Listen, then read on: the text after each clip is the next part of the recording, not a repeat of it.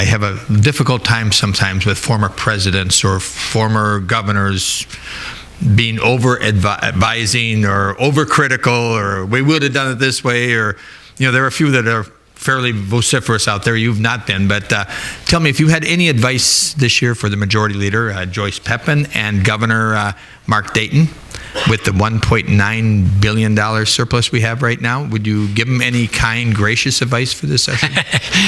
Well, I try not to comment on the current governor or what's going on in Minnesota, because it always annoyed me when former governors would weigh in. I was like, oh, just shut the hell up.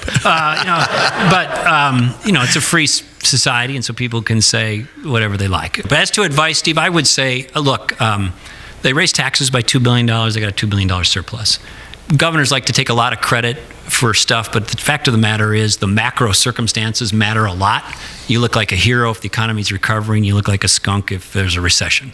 I think given what they've done on spending already, they could afford to do some tax reform and some tax relief, and set aside the political rhetoric and just look at it on the data. Where is Minnesota out of balance? Are we out of balance on certain social spending, on certain healthcare spending, on education spending? Or are we out of balance on some other measures in terms of taxation or competitiveness? They can reach their own judgments, but I think if you look at that fairly, I think you'd reach the conclusion that it would be a good idea to have some pro-growth, pro-job investment in Minnesota. And then I would also hold out some incentive money for education reform.